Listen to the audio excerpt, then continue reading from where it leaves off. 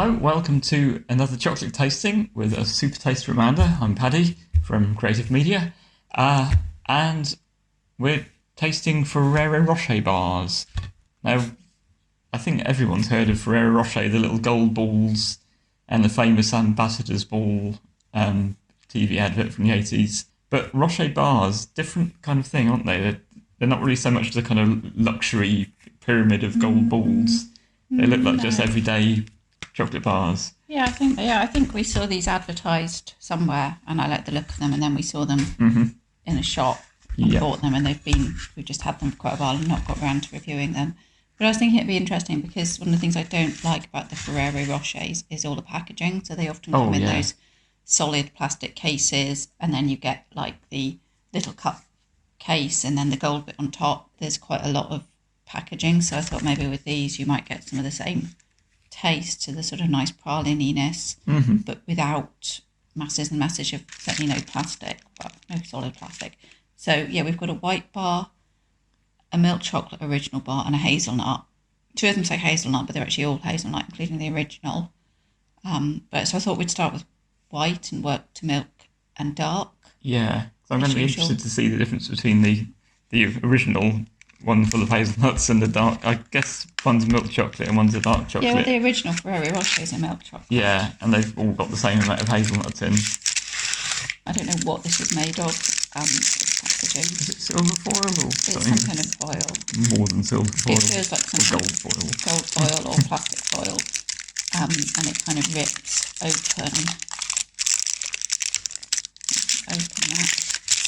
And inside you've got these with these sort of bubbly bits, which I guess are meant to be like the original chocolates. It basically smells of white chocolate and praline. Yeah, I find that kind of not exactly sickly, but yeah, in fact, I do find it a little bit sickly. And it breaks very, very easily. Like it's very soft, which is not particularly warm in here.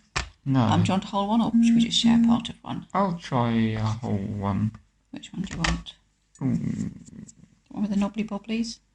Knobbly bobbly. I was going to try a bit of one just to see what it's like. Okay, I'll have the other half of that then, if that's right. Go. Yeah, I can smell nuts and I can smell chocolates. But I can smell white chocolate, which is a very different thing. There's quite big chunks of nuts in there. It's very soft to eat, isn't it? Very soft and very sweet. It's got that kind of hurt your mouth sweetness to it.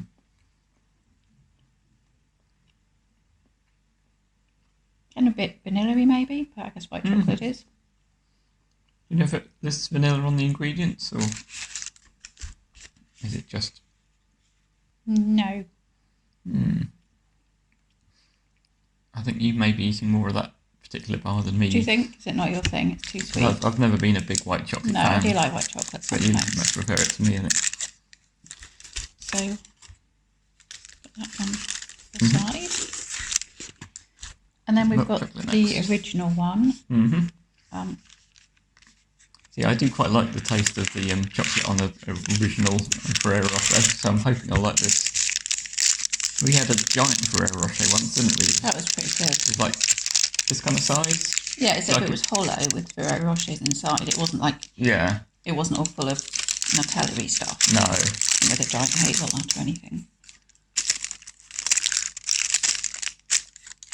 Another one that breaks really softly and easily. That does smell really nice. That smells like a Ferrero Rocher. Ooh. Did you want a whole one this time or to share one? I'm happy to share one. Yeah, let's share one.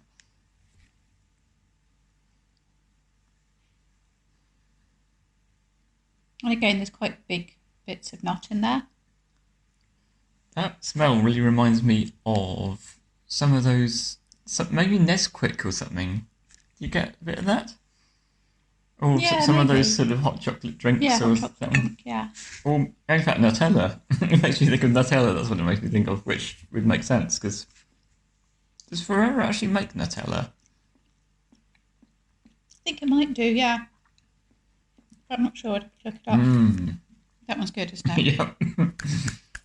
That reminds me of the original runs. Yeah, so that is just like if you put a whole one, well, like the coating on the ball a bit. Yeah. Oh, that's good. Yeah, that one's really nice. It's really hazelnutty. And I think I prefer that to actually eating a Ferrero Rocher. Do you?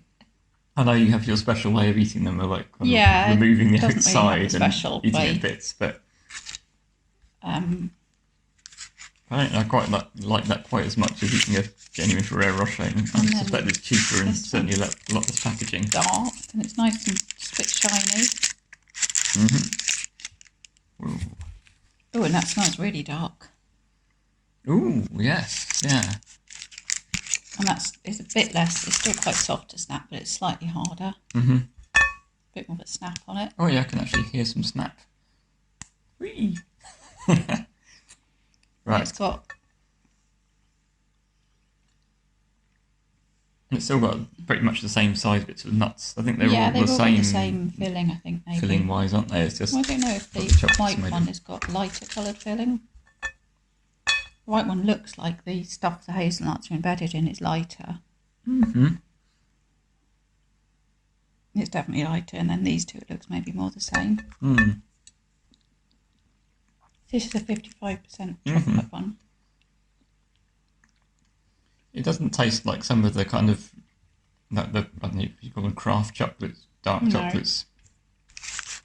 Maybe a kind of cheaper dark chocolate. Maybe a bit more like something like Bourneville. Yeah, I think more like Bourneville. It's not really like Tony's or Divine or Green and Blacks or Montezuma's or. But it's nice. Anything. Yeah, definitely nice.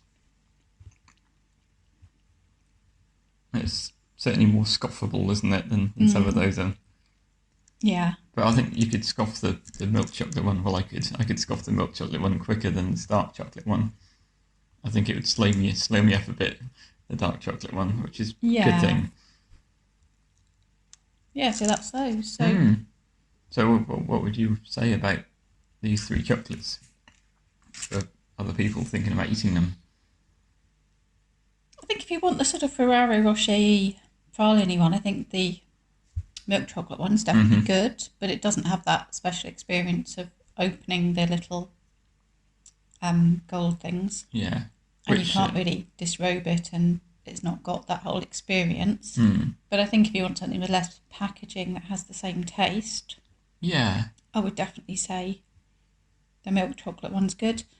I'm not quite sure where the dark and the white sit really in terms of like who they're for or who would buy them. Not that they're nasty or anything, but they're kind of a bit like,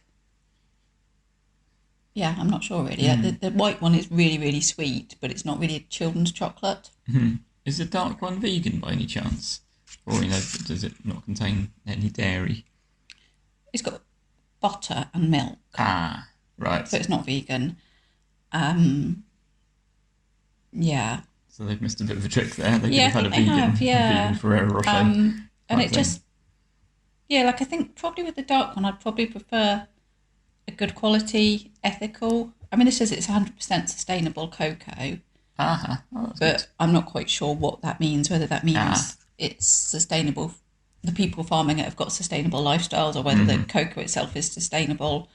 But it doesn't sort of have a lot of green credentials particularly. Yeah, there's no kind of fair trade mark type things out there. I suppose I'm going to go for my usual thing, that if you want a journey or on a walk or like getting a train or something and you wanted something to eat, this would be quite nice. Yeah. I kind of would worry that in a lot of scenarios, because it feels so soft, and like I say, it's actually not that warm where we are at the moment. Yeah. So it's September and we're kind of on top of a mountain. I just think if it's like this in this weather, you kind of ooze in a car. I think in a car or like on a walk or on a train. So we have transported it a long way through hot weather, haven't we?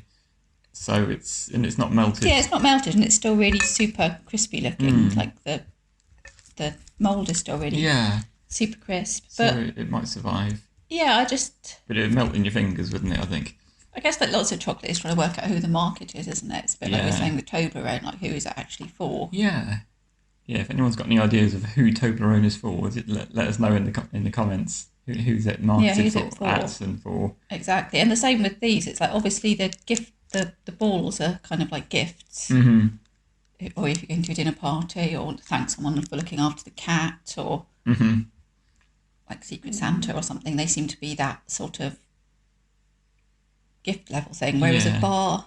It'd be hard to serve up looking like this, wouldn't it? It's just, people would like it. But... Yeah, but I mean, it doesn't really do a pyramid, does it? You wouldn't have the ambassador's reception. And you don't usually, if you give someone a bar of chocolate, you'd probably go for one of those ones that cost £5 that you see nowadays. Yeah, you might do. What kind of price are these? £1.52 each. Oh, I can't remember, something like that. Quite cheap as well then. Yeah, I think it was that. I don't think there were a lot, but I can't remember really.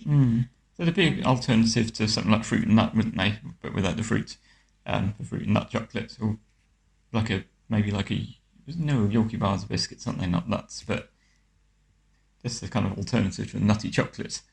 Yeah, if you like chocolate with nuts, I think they're probably quite good. You do, yeah. Yeah. Cool. Okay, well, thanks for watching. Thank you for watching. Enjoy your chocolate. Enjoy it responsibly, as we always say, or occasionally. See you next time.